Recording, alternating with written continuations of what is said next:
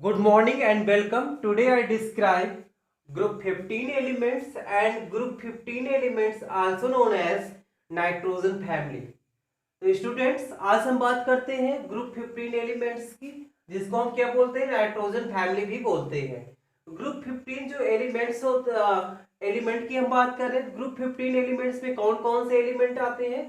Nitrogen, phosphorus, arsenic, antimony और bismuth. ठीक है, तो नाइट्रोजन का सिंबल क्या होता है? एन होता है। फास्फोरस का क्या होता है? पी होता है। आर्सेनिक का क्या होता है? एस होता है। और एंटीमनी का एस बी, बिस्मथ का क्या होता है? बी आई होता है। साथ में देखिए, जो भी एलिमेंट्स राइट किए गए हैं साथ में उनका एटॉमिक नंबर भी राइट किया गया है कि नाइट्रोजन का एटॉमिक नंबर 7 होता है, फास्फोरस का 15 होता है, आर्सेनिक का 33 होता है और एंटीमनी का 51 और बिस्मथ का 83 होता है। यहां पर आप देखिए लिखा गया है general electronic configuration of this element NH2 NP3.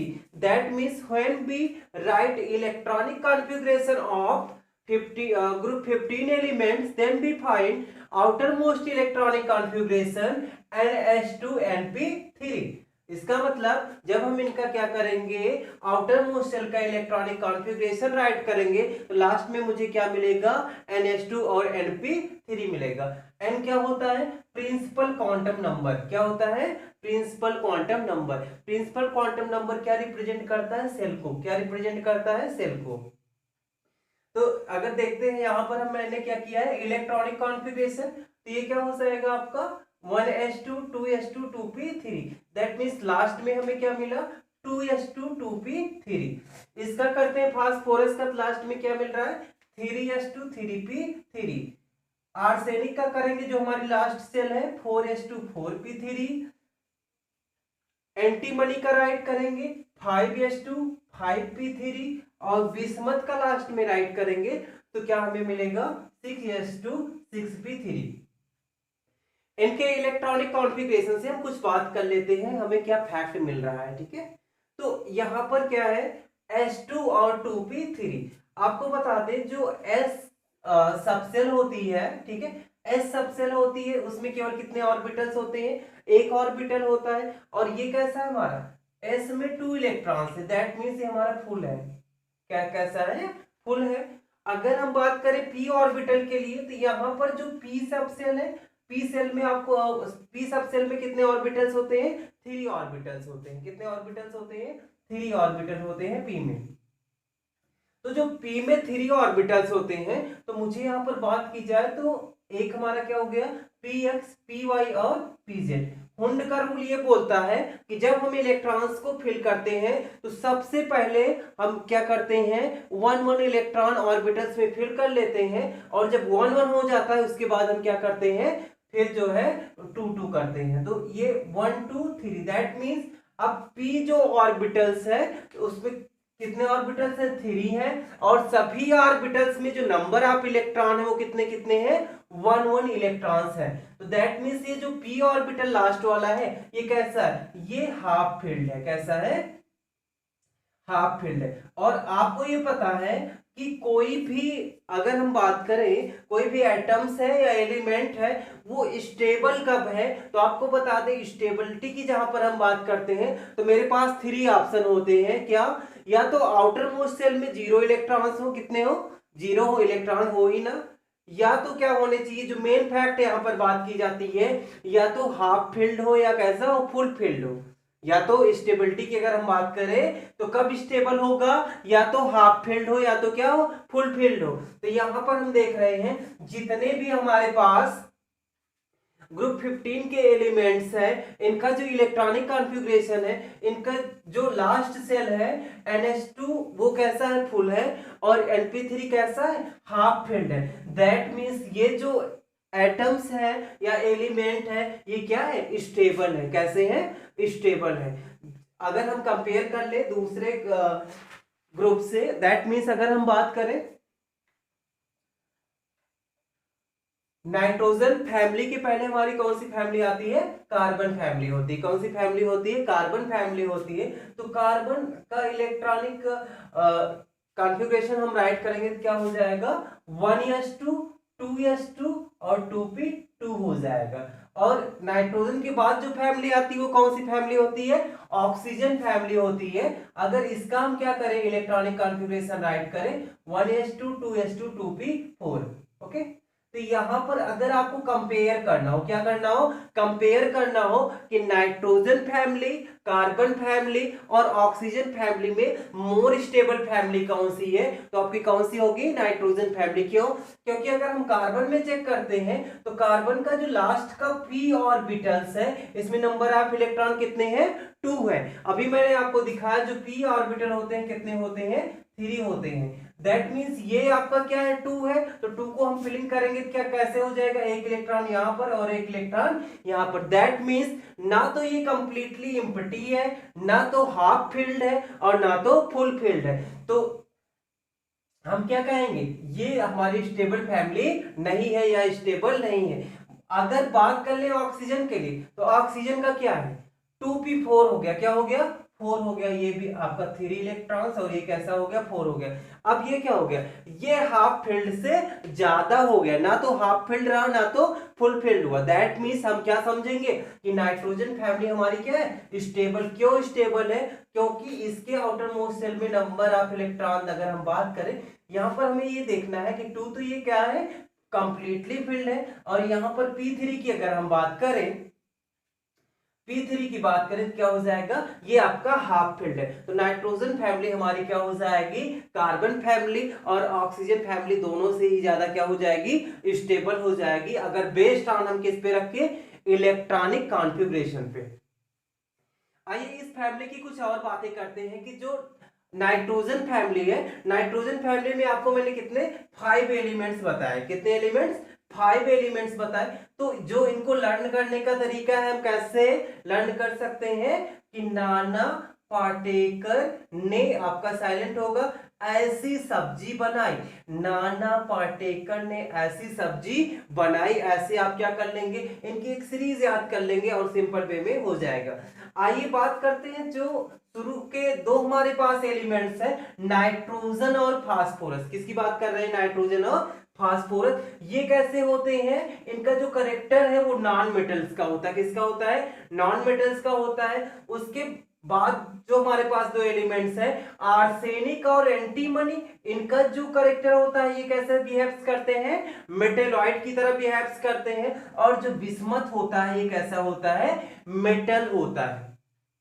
अब क्लियर, यहां से ध्यान से देखिएगा कि दैट मीन्स अगर हम बात करें ग्रुप में बात करते हैं तो ग्रुप में हम क्या देख रहे हैं कि when we go top to bottom, that means ऊपर से नीचे अगर हम आएंगे तो यहां पर क्या देख रहे हैं, पहले नॉन मेटल था, फिर क्या आया, मेटेलॉइड आया, उसके बाद क्या आया, मेटल आया। तो दैट मीन्स हम क्या बोलेंगे कि टॉप टू बॉटम जाने पर मेटेलिक कैरेक्टर इंक्रीज हो रहा है। क्या इंक्रीज हो रहा है, मेटेलिक कैरेक्टर इंक्रीज हो रहा है। तो मेटेलिक कैरेक्टर इंक्रीज हो रहा है, दैट मीन्स मेटल की प्रॉपर्टीज आ रही हैं।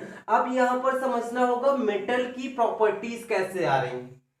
अगर मेटल की प्रॉपर्टीज आ रही हैं तो मेटल की प्रॉपर्टीज कैसे आ रही हैं, तो आपको बताएं कि जैसे जैसे हम टॉप टू बॉटम चलने लगते हैं, एटॉमिक साइज क्या होने लगता है, इंक्रीज होने लगता है। क्या होने लगता है, एटॉमिक साइज इंक्रीज होने लगता है। और जब एटॉमिक साइज इंक्रीज होता है, एटॉमिक साइज क्या होता है, इंक्रीज होता है, तो न्यूक्लियस और आउटर मोस्ट सेल के बीच का जो डिस्टेंस है वो भी क्या हो जाएगा, इंक्रीज हो जाएगा। That means outermost shell का जो इलेक्ट्रॉन है और न्यूक्लियस के बीच का जो अट्रैक्शन है वो वीक हो जाएगा। और आपको बता दें मेटल की जो प्रॉपर्टी होती है वो क्या होती है, इलेक्ट्रॉन को लॉस करने के लिए। तो किसी भी एलिमेंट से जितना ही इजी से क्या हो जाएगा, इलेक्ट्रॉन लॉस होगा, दैट मीन्स वो हमारा मेटल होगा। तो जेडी ली अपने बुक में राइट करते हैं कि इफेक्ट क्या हो रहा है कि when we go top to bottom ionization energy decreases. Ionization energy क्या होने लगती है, डिक्रीज होने लगती है। इसलिए हमें क्या समझना है कि नॉन मेटल से ये मेटेलिक कैरेक्टर क्या हो रहा है, इंक्रीज हो रहा है। क्यों? क्योंकि जो एलिमेंट्स हैं इनकी साइज क्या हो जा रही है, लार्ज हो जा रही है, और साइज जब लार्ज हो जा रही है तो इनकी आयोनाइजेशन एनर्जी क्या हो जा रही है, डिक्रीज हो जा रही है। और आयोनाइजेशन एनर्जी जब डिक्रीज हो जाएगी दैट मींस इलेक्ट्रॉन को बहुत ही इजी से हम क्या कर सकते हैं, निकाल सकते हैं। आगे हम चलते हैं कि ग्रुप 15 के जो एलिमेंट हैं इनकी क्या क्या प्रॉपर्टीज है, उसके पहले हम बात करते हैं जो ग्रुप 15 के एलिमेंट्स हैं ये कहां पर पाए जाते हैं, ये कहां पर पाए जाते हैं। तो आपको बता दें सबसे पहले कि कहां पर पाए जा रहे हैं, उसके बारे में हम थोड़ी सी बात करते हैं। अक्यूरेंस, जो नाइट्रोजन होता है मेनली, आपको पता है जो नाइट्रोजन है ये एन फॉर्म में, एटॉमिक फॉर्म में नहीं पाया जाता। किस फॉर्म में पाया जाता है, N2 के फॉर्म में पाया जाता है। किस फॉर्म में पाया जाता है, N2 के फॉर्म में पाया जाता है। और ये हमारे जो एटमॉस्फेयर है, एटमॉस्फेयर का जो वॉल्यूम है, एटमॉस्फेयर का इन एटमॉस्फेयर बाय वॉल्यूम 78%। कितना पाया जाता है, एटमॉस्फेयर में वॉल्यूम से अगर हम देखें तो 78% क्या है आपका, नाइट्रोजन गैस पाया जाता है। किस फॉर्म में, डाई एटॉमिक। किस फॉर्म में पाया जाता है, डाई एटॉमिक फॉर्म में पाया जाता है। अब ये 78% कैसे रिमेन रहता है, ठीक है, इसके लिए अगर हमें ब्रीफ में समझना होगा तो इसके लिए आपको क्या देखना होगा कि नाइट्रोजन साइकिल, क्या देखना होगा, नाइट्रोजन साइकिल कैसे चलती है, उसी से हम समझ पाएंगे कि ये 78% कैसे मेंटेन रहता है। ठीक है, साथ में अगर बात करें हम नाइट्रोजन की, और नाइट्रोजन किस फॉर्म में पाया जाता है, तो ये अर्थ क्रस्ट में अगर हम बात करते हैं तो ये अर्थ क्रस्ट में NaNO3 के रूप में पाया जाता है। यहां पर आपका नाइट्रोजन है, किस रूप में पाया जाता है, NaNO3 के रूप में पाया जाता है। और किस रूप में पाया जाता है, KNO3 के फॉर्म में पाया जाता है। ये हम किसकी बात कर रहे हैं, नाइट्रोजन की बात कर रहे हैं। चलिए, और नाइट्रोजन की अगर हम बात करें कहां पर पाया जा रहा है, तो आपको बता दें जो हमारी बॉडी है, चाहे वो कोई एनिमल्स हो, क्या हो, एनिमल हो, या हमारे पास क्या हो, प्लांट हो, एनिमल और प्लांट्स दोनों में क्या पाया जाता है, प्रोटीन पाया जाता है। क्या पाया जाता है, प्रोटीन पाया जाता है। और प्रोटीन जो बना होता है वो किससे मिलकर बना होता है, एमिनो एसिड से। किसके से मिलकर बना होता है, अमीनो एसिड। और एमिनो एसिड आपको पता होना चाहिए, जब हम एमिनो वर्ड यूज कर रहे हैं दैट मींस क्या ग्रुप हमें लगाना है, NH2 ग्रुप लगाना है। तो जो नाइट्रोजन है वो कहां पर पाया जा रहा है, एटमॉस्फेयर में पाया जा रहा है बाई वॉल्यूम 78%। ठीक है, अर्थ क्रस्ट में NaNO3 के फॉर्म में, KNO3 के फॉर्म में। और अगर हम बात करें एनिमल और प्लांट में, तो एनिमल और प्लांट में प्रोटीन के फॉर्म में। ठीक है, और प्रोटीन जो हमारा होता है किससे मिलकर बना होता है, अमीनो एसिड से बना होता है। एमिनो ग्रुप होता है, क्या ग्रुप होता है, एमिनो ग्रुप होता है। और उसमें क्या होता है, नाइट्रोजन आपका पाया जाता है।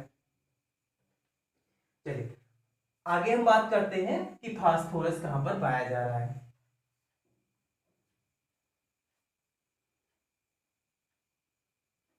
तो फास्फोरस अगर आपको हम बताएं, जो एपेटाइट जो एपेटाइट फैमिली की ओर होती हैं, क्या होती हैं, ओर होती हैं, वहां पर आपका फास्फोरस पाया जाता है मेनली। और जो है, सॉरी, एपेटाइट फैमिली के मिनरल्स की हम बात करेंगे। किसकी बात करेंगे, मिनरल्स की बात करेंगे। एपेटाइट फैमिली के जो मिनरल्स हैं उसमें आपका फास्फोरस पाया जाता है। साथ में अगर हम बात करें कि फास्फोरस कहाँ पाया जाता है, तो जो भी एनिमल्स हैं और प्लांट्स हैं उनमें भी फास्फोरस पाया जाता है। साथ में जो एनिमल्स की बोन्स होती हैं, क्या होती हैं, बोन्स होती हैं, उनमें फास्फोरस क्या होता है, प्रेजेंट होता है। साथ में हमारी जो लिविंग सेल्स है उसमें भी फास्फोरस प्रेजेंट होता है। और अगर हम बात करें फास्फोप्रोटीन्स, किसकी, फास्फोप्रोटीन्स की बात करें, तो फास्फोप्रोटीन जो होती है वो एग में पाई जाती है। और किस में पाई जाती है, मिल्क में पाई जाती है। उस रूप में वहां पर फास्फोरस भी क्या होता है, प्रेजेंट होता है।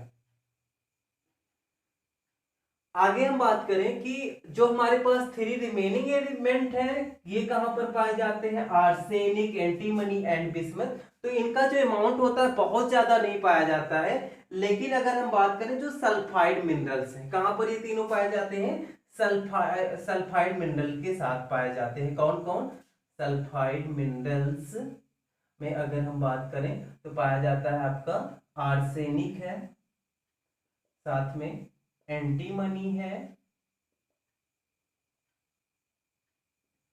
और क्या पाया जाता है, बिस्मथ।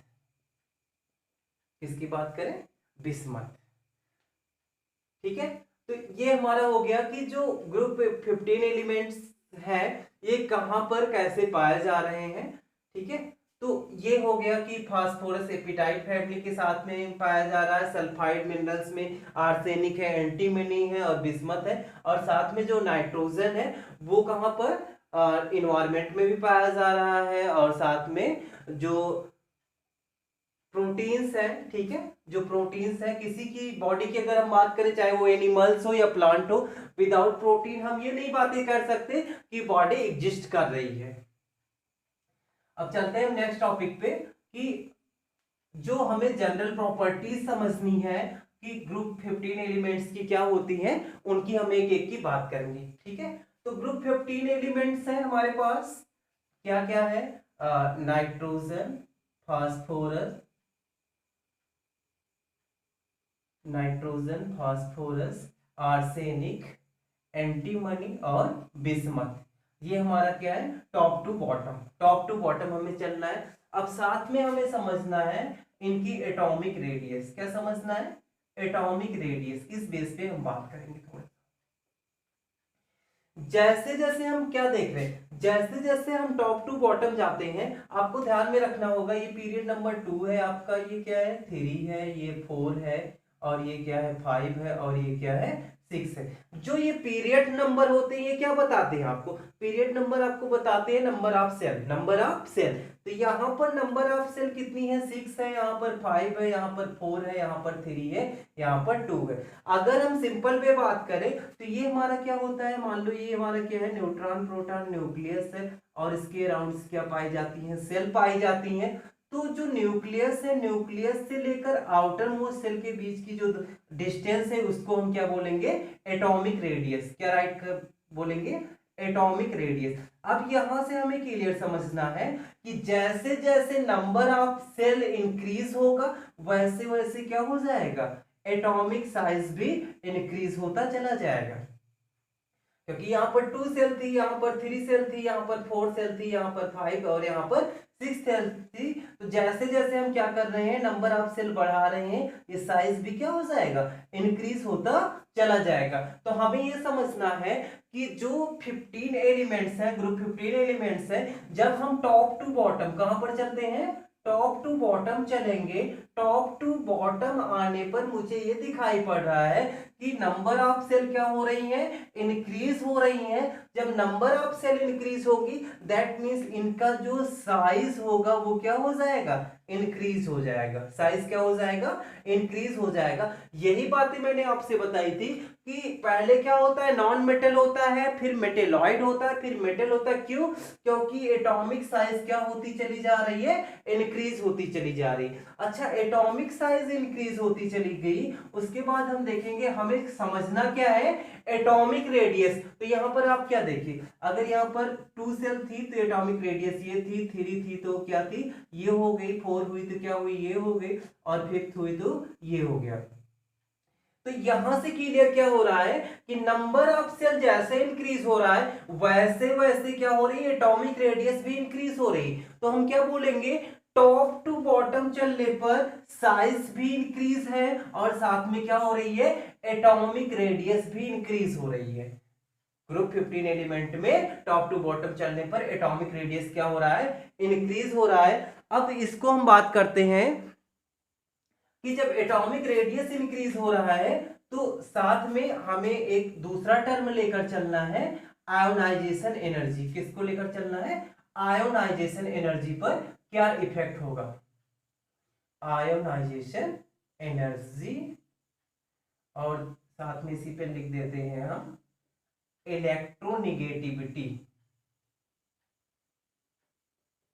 आयोनाइजेशन एनर्जी और इलेक्ट्रोनेगेटिविटी के बारे में हम समझेंगे कि जब हम टॉप टू बॉटम चलते हैं तो क्या क्या चेंज आता है। आपको बता दें आयोनाइजेशन एनर्जी ये होती है, जैसे मैंने कोई एटम्स ले लिया और वो गैसियस फेज में है। किस फेज में? गैसियस फेज की मीनिंग यहाँ पर है कि वो सबसे अलग है, आइसोलेट किया गया, कोई और एटम्स उससे और ज्वाइन नहीं है। मैंने एक एटम्स ले लिया और उस एटम्स से एक इलेक्ट्रॉन को रिमूव करने में, एक इलेक्ट्रॉन को बाहर निकालने में जो मुझे एनर्जी की रिक्वायरमेंट होगी वही क्या कहलाएगी? आयोनाइजेशन एनर्जी कहलाती है। क्या कहलाती है? आयोनाइजेशन एनर्जी कहलाती है। तो यहां पर देखना, जब इसकी साइज छोटी थी, कोई भी एटम्स है मेरे पास, जब इसकी साइज कैसी थी? छोटी थी, तब क्या होगा? और जब साइज इंक्रीज हो जा रही है तब क्या होगा?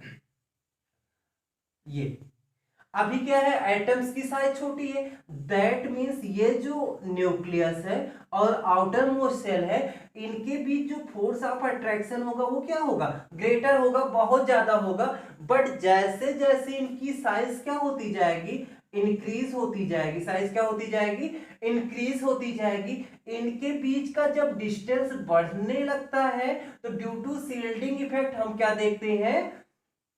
इनके बीच जो फोर्स ऑफ अट्रैक्शन होना चाहिए वो क्या होने लगता है? वीक होने लगता है। और जब फोर्स ऑफ अट्रैक्शन वीक हो जाएगा, दैट मींस ये न्यूक्लियस और आउटर मोस्ट सेल का जो इलेक्ट्रॉन है बहुत क्लोजली एक दूसरे से अट्रैक्ट नहीं है, तो हम क्या करेंगे? इलेक्ट्रॉन को बहुत इजी से ही क्या कर लेंगे? बाहर निकाल लेंगे। तो यहां पर ये समझना कि जैसे जैसे हम टॉप टू बॉटम चलते हैं साइज इंक्रीज होती चली जाती है। साइज इंक्रीज होती गई तो न्यूक्लियस और आउटर मोस्ट सेल के बीच का जो अट्रैक्शन है वो क्या हो गया? वीक हो गया। तो इलेक्ट्रॉन्स को हम बहुत इजी वे में ही निकाल सकते हैं। दैट मींस हम ये बोलेंगे कि टॉप टू बॉटम आने पर आयोनाइजेशन एनर्जी का मान क्या होने लगता है? वीक होने लगता है। दैट मींस डिक्रीज होने लगता है। क्या होने लगता है? डिक्रीज होने लगता है। अगली हम बात करते हैं इलेक्ट्रोनिगेटिविटी की। किसकी बात करते हैं? इलेक्ट्रोनिगेटिविटी में। तो यहां पर ये समझिएगा कि इलेक्ट्रोनिगेटिविटी क्या होती है कि जैसे दो एटम्स है, क्या है? दो एटम्स है, तो किस एटम्स की कितनी पावर है कि जो एटम्स है इनके बीच जो दो इलेक्ट्रॉन से कौन अपनी तरफ कितनी तेजी से खींचेगा, टेंडेंसी किसकी जाता है। तो यहां पर देखना कि जिसकी साइज छोटी होगी वो क्या करेगा? आसपास के इलेक्ट्रॉन को बहुत तेजी से अट्रैक्ट करना चाहेगा, पकड़ना चाहेगा, बहुत तेजी से खींच लेगा, बहुत तेजी से क्या कर लेगा? पुल कर लेगा, जिसकी साइज क्या है? छोटी है। लेकिन जैसे जैसे हम क्या करते हैं? साइज को बढ़ाते चलते हैं। क्या करते हैं? साइज को इंक्रीज करते चलते हैं। तो अभी मैंने बात की न्यूक्लियस का अपने इलेक्ट्रॉन पे ही जो अट्रैक्शन होना चाहिए वो अट्रैक्शन नहीं रह गया। दैट मींस दूसरे इलेक्ट्रॉन पर तो अट्रैक्शन क्या हो जाएगा? बहुत वीक हो जाएगा। तो हम क्या देखते हैं कि टॉप टू बॉटम चलने पर आयोनाइजेशन एनर्जी और इलेक्ट्रोनिगेटिविटी की वैल्यू क्या होती है? डिक्रीज होती जाती है। और साथ में एटॉमिक रेडियस क्या होती जाती है? इंक्रीज हो जाती है। यहां पर हम आयोनाइजेशन एनर्जी को थोड़ा सा और डिटेल्स में बात करेंगे कि आयोनाइजेशन एनर्जी, जैसे अभी मैंने आपसे बात की थी कि ये क्या है? कार्बन। ये क्या है? कार्बन है। और ये क्या है? ऑक्सीजन है। इन दोनों का अगर इलेक्ट्रॉनिक कॉन्फ़िगरेशन राइट करते हैं हम तो क्या हो जाएगा? 1s2 2s2 2p2 और 1s2 2s2 और 2p4 हो जाएगा। ठीक है।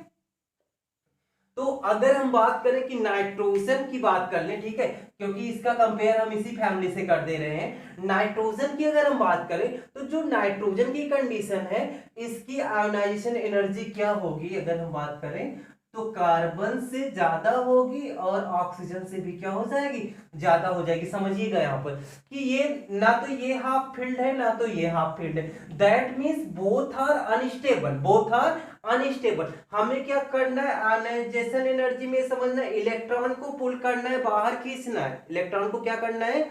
बाहर खींचना है। तो इलेक्ट्रॉन्स को जब हम बाहर खींच रहे हैं तो जो अनस्टेबल है उनसे इलेक्ट्रॉन बहुत इजी से निकल जाएगा। दैट मींस इजी से निकलने का मीनिंग ये है कि हमें एनर्जी क्या देना होगा? बहुत ही लेस अमाउंट में देना होगा। बट नाइट्रोजन में आप क्या देखते हैं कि नाइट्रोजन का जो आउटर इलेक्ट्रॉनिक कॉन्फ़िगरेशन है, पी ऑर्बिटल कैसा होता है, हाफ फील्ड होता है। दैट मीन्स ये कैसा है, स्टेबल है। और स्टेबल है तो बहुत इजी से इलेक्ट्रॉन हम नहीं निकाल सकते। तो जो आयोनाइजेशन एनर्जी नाइट्रोजन की होगी वो कार्बन से क्या होगी, ग्रेटर होगी, और ऑक्सीजन से भी क्या होगी, ग्रेटर होगी। आइए नेक्स्ट पॉइंट चलते हैं, बॉइलिंग पॉइंट। नेक्स्ट पॉइंट हमारा क्या होगा, इसके लिए हम बात करेंगे बॉइलिंग पॉइंट